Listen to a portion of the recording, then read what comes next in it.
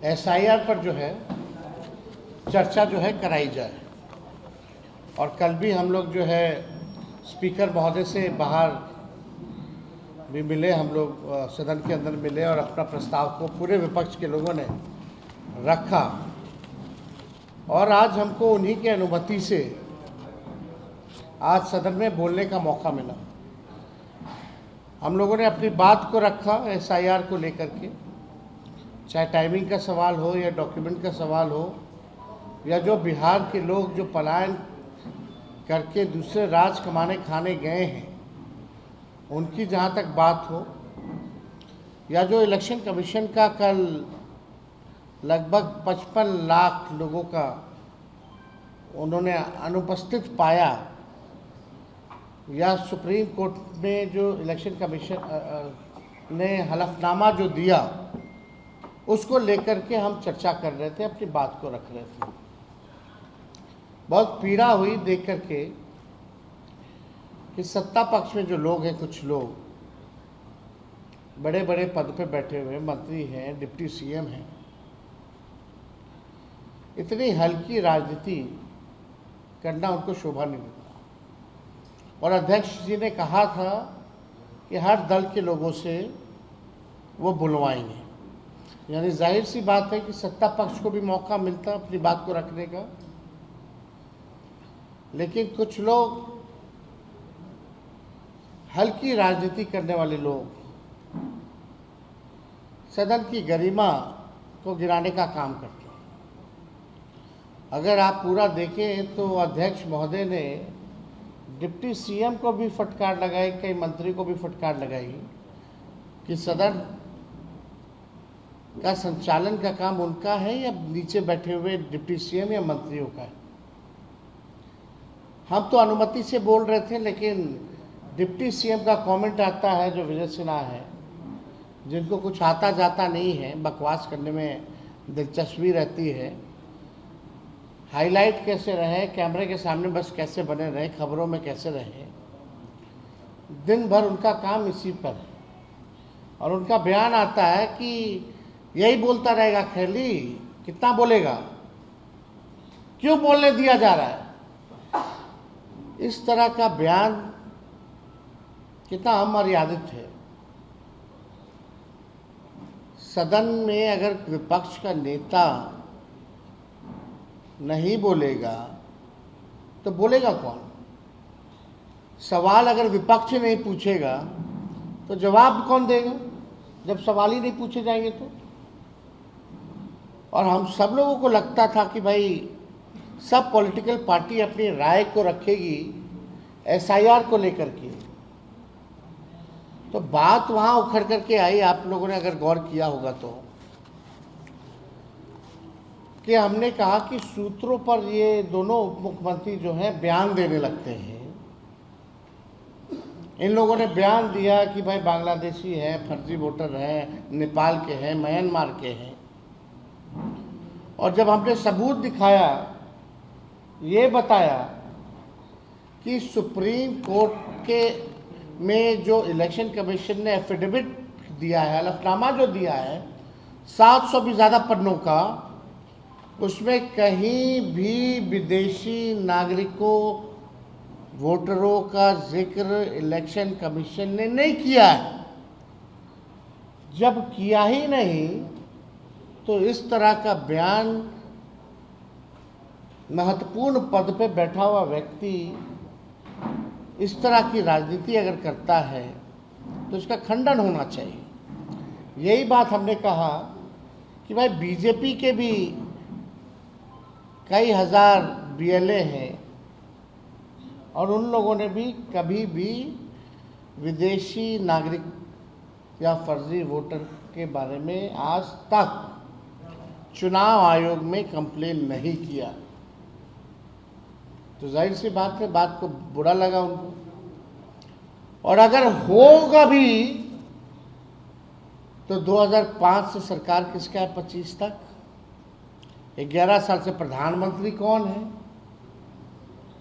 यानी आप ही लोगों की सरकार ने डॉक्यूमेंट दिया होगा। तो उन्हीं लोगों के पास जब कोई जवाब नहीं है तो कुछ ना कुछ करके सदन में हंगामा करा करके आज का जो एसआईआर पर जो हम लोग चर्चा कर रहे थे इसको बाधित किया गया।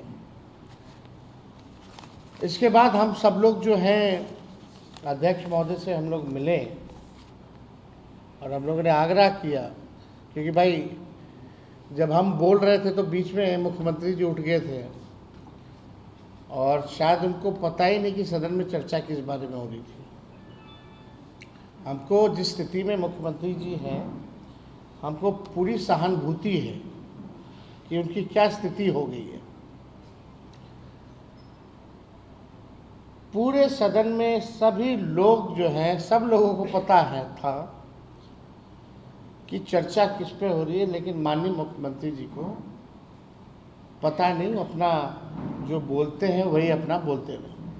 फिर हम भी हस्तक्षेप नहीं किए, हमको ठीक नहीं लगा इस पे बोलने का, लेकिन आप सब लोग अंदाज़ा लगा सकते हैं कि मुख्यमंत्री जी की अब स्थिति बिहार चलाने लायक, सरकार चलाने लायक अब नहीं रहेगी। और कैसे बिहार चल रहा है रिमोट कंट्रोल से दिल्ली के दो लोग जो वहाँ बैठ रहे हैं, जो प्रधानमंत्री हो या अमित शाह हो, उन्हीं के इशारे पे ये सारा काम हो रहा है। और ये एसआईआर भी उन्हीं लोगों के इशारे पे चुनाव आयोग कर रहा है। चुनाव आयोग के पास कोई जवाब नहीं। हालांकि 28 तारीख को मामला कोर्ट में है, लेकिन आप सोचिए, जो वोटर्स होते थे वो सरकार चुनती थी, आज उल्टा हो रहा है। अब सरकार में बैठे लोग वोटर चुन रहे हैं। वोटर सरकार चुनती थी और सरकार में बैठे लोग आज वोटर को चुन रहे हैं।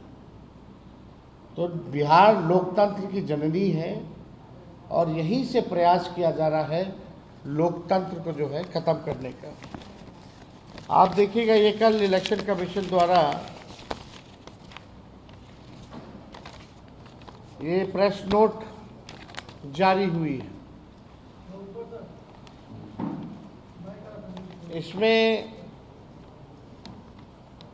पाया गया कि लगभग 50 लाख से भी अधिक यानी 6.62% पाए नहीं गए अपने एड्रेस पे। और भी ऐसी संख्या है, ये कल तक का है। यानी आप समझिए कि ये लोग लगभग 50 से 80 लाख या हो सकता है उससे भी बेसी ज़्यादा जो सूची में से नाम यानी काटेंगे। और हमने 1% का जिक्र किया था। अगर 1% अगर कटता है यानी हर बूथ से 10 वोट भी, तो एक विधानसभा में 3200 वोट कटेगा। अगर एक विधानसभा में 320 बूथ है तो आप सोच लीजिए, वो 1% निकल के आता है 7,90,000, 7,90,00,000 वोटर जो है पिछले सूची में पाए गए। तो उसका 1% 7,90,000 जो लोग हैं, तो आप समझ सकते हैं कितने बड़े पैमाने पर लोगों का वोटर लिस्ट से नाम हट रहा है। अगर वोटर लिस्ट से नाम हटा तो स्वाभाविक है कि इस देश के नागरिक नहीं है। जो नागरिक है उसको तो संविधान ने अधिकार दिया वोट देने का, और जब नागरिक ही नहीं रहेगा तो आप समझिए कि जो कल्याणकारी योजनाएं हैं सरकार की, चाहे पेंशन हो, राशन हो, सब गरीबों का बंद हो जाएगा, कुछ नहीं मिलेगा। तो ये केवल वोटर लिस्ट बनाने की बात नहीं है, अधिकार की बात नहीं है, बल्कि ये लोग अस्तित्व को ही खत्म करना चाह रहे हैं। तो ये बड़ा सवाल है। अब आप ही लोगों के परिवार में किसी का नाम कट जाए तो उसका अस्तित्व ही खत्म हो जाएगा। तो ये बड़ा सवाल है।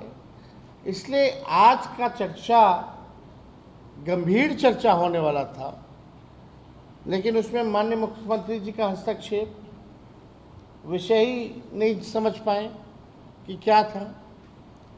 और उनके जो डिप्टी सीएम हैं, खुरपाती डिप्टी सीएम, उछल कूद में खाली विश्वास करने वाले, वो क्या क्या बोल रहे।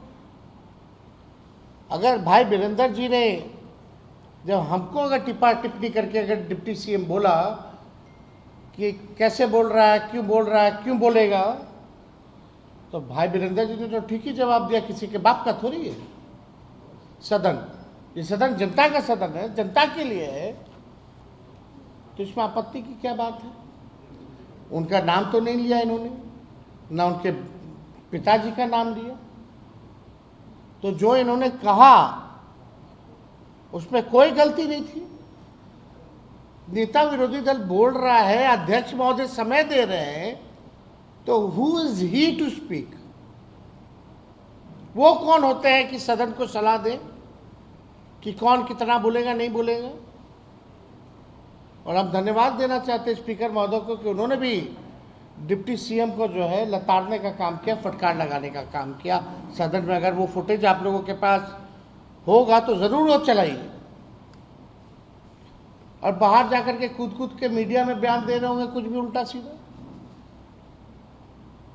भाई जब मुख्यमंत्री बोल रहे थे तो आप हमको देखे होंगे, हम शांति से उनकी बात को सुन रहे थे और सहानुभूति हो रही थी कि बात चल रहा है कुछ, कह रहे कुछ।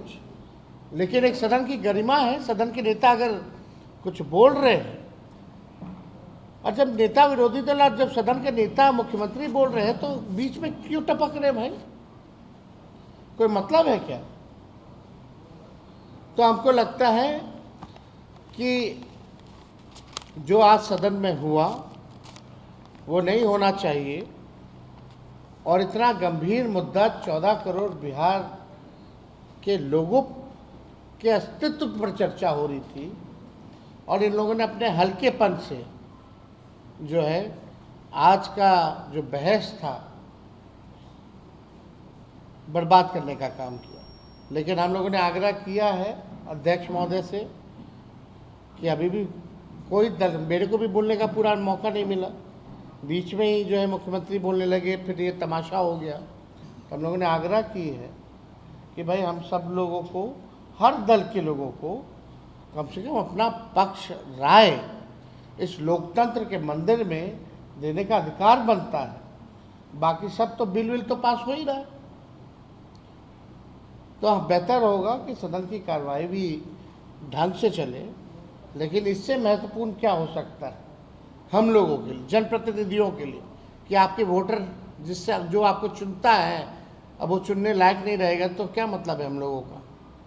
तो ये गंभीर मसला था। आज हमने भी कहा कि भाई हम लोग भी चुन के आए वही वोटर लिस्ट से, प्रधानमंत्री भी बने हैं, मुख्यमंत्री भी बने हैं वही वोटर लिस्ट से, तो क्या सब फर्जी था क्या।